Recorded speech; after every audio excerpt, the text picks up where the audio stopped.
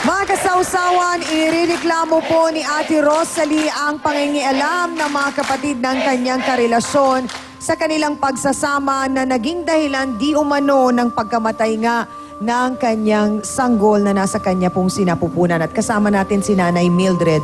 Nung nagsama po ba si Rosalie at si Junjun, binibigyan niyo naman po ba ng payo si Rosalie? Nung una po talaga, hindi ko po alam na may relasyon sila kasi po ako nagtatrabaho sa Magallanes bilang Opo. kasambahay. Opo. Tapos nung nalaman ko na lang po na nagsasama na sila, siyempre, tinanong ko po siya, gusto mo na ba talaga yan? Eh ganito na, buntis na ako, ano po magagawa natin? Sabi niya, sige, sabi kong ganon. Pag kami nangyari sa'yo, nasa ano lang ako. Oo. Ayun na po, pagka nalaman ko Nagsasabi na lang po ba nasa si ospital. Rosalie sa inyo ng mga sama ng loob na pinagdadaanan niya ni po Junjun? Hindi po. Kasi po wala po kaming communication, wala kaming cellphone. Oho. Ano lang, pagka lumalabas lang ako, saka ko lang siya nakikita. So hindi po rin ninyo nabalitaan yung sinasabing pinakikialaman siya ng kanyang mga hilaw na hipag at nangihimasok Ayun naman po sa away para nila? sa akin po, hindi ko na po saklaw yung kalooban nila, sa loobin nila na magsama. Pero yung sa mga hipag po, bakit naman ganon? Eh, lagi nyo na lang... Yung alam dyan sa alak mo. Wala ka pakalam dyan eh. Samantala nung nasa hospital siya, ako ang magdamag, maghapon nagbabantay. Ni kayo, ni mukha niyo Natural, man ikaw lang, nanay hindi niyo man lang dati ka kayo magbantay. Anong hindi ka nagbabantay. tumulong? Tumulong kami, maglakad-lakad ng mga papel. Kaya huwag ka mag-ano na Pero hindi kami saan, tumulong. may naibigay ba kayo? Pera ko rin naman, galing sa pagtatrabaho ko. Kaya nga, pera nyo nga, para pinapabayaran nyo kayo kay kuya.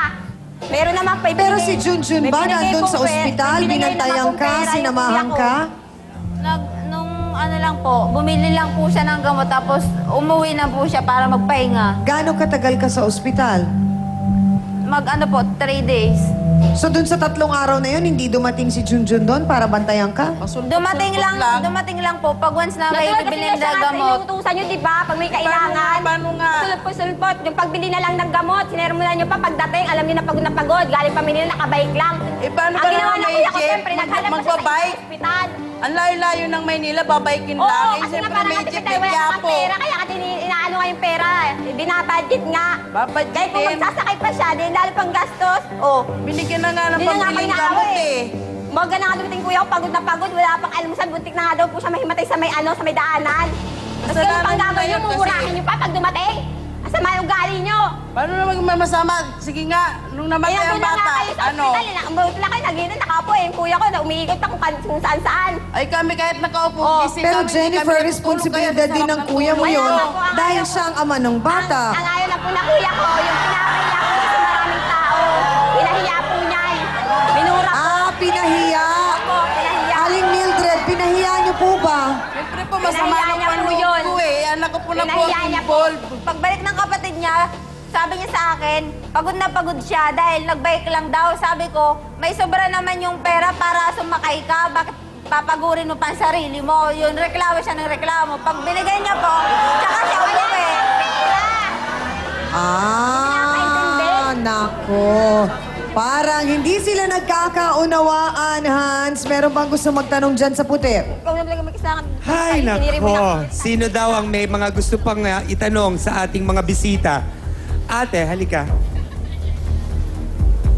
Jennifer, bilang isang ina, dapat kasi hindi ka nakikialam sa kanila. Hindi naman po ako nangiialam. Tsaka bakit magbabike pa yung kapatid mo bumibili ng gamot? Eh, emergency na nga yun.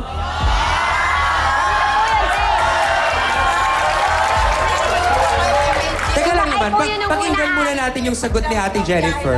Si Jennifer, bakit nga ba mas pinili niya magbisikleta kaysa Hindi sumakay po siya na? nakabisikleta nung una. Nakasakay po siya. Bumalik na lang po siya nung saka siya nag-bike.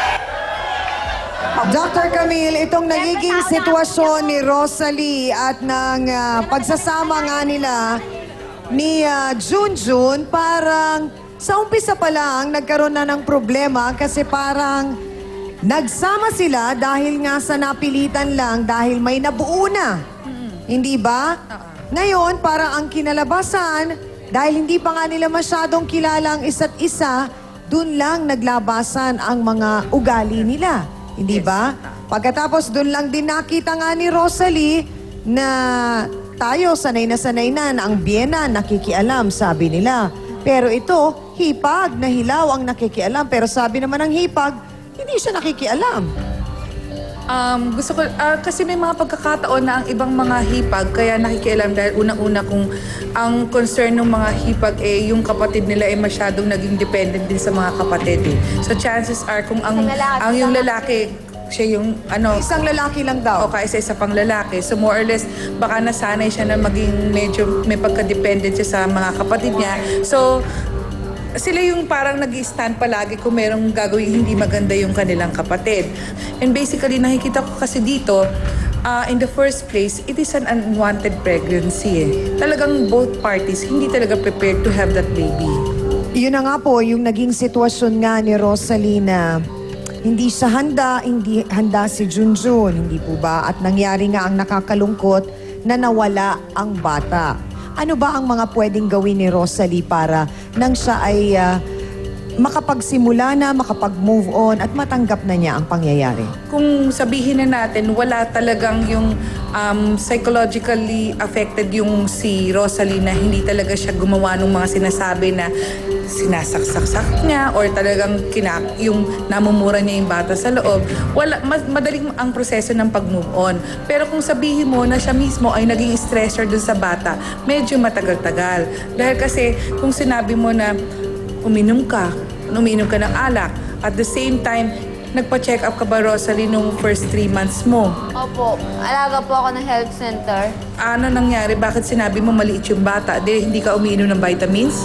Mayroon pong reseta na binibigay sa akin yung doktor, pero hindi naman po maibili ng asawa ko dahil nga pag-uusapan po nga namin noon, sasabihin niya, sa sahod niya na lang, tapos pagdating ng sahod, wala na matitira. O hindi rin naalagaan yun. Alaga ka ng health center pero hindi mo alaga yung bata.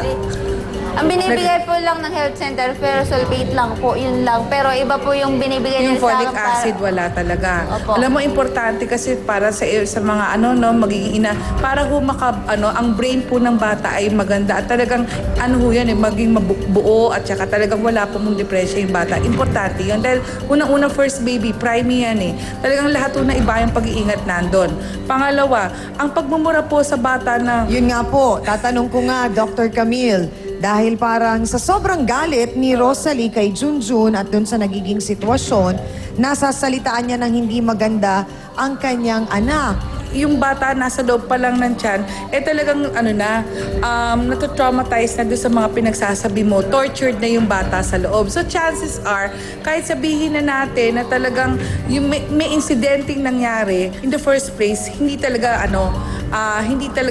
physically and psychologically healthy yung environment ng bata. Marami pong salamat, Dr. Camille Garcia. Mga kapatid, kung akala po ninyo na tapos na ang usaping pangangialam, ngayon po makakasama natin ang isa pa sa sinasabing pakialamera din sa relasyon ni Rosalie. Ano po kaya ang masasabi niya? Narito po si Jacqueline Enesio. Pasok!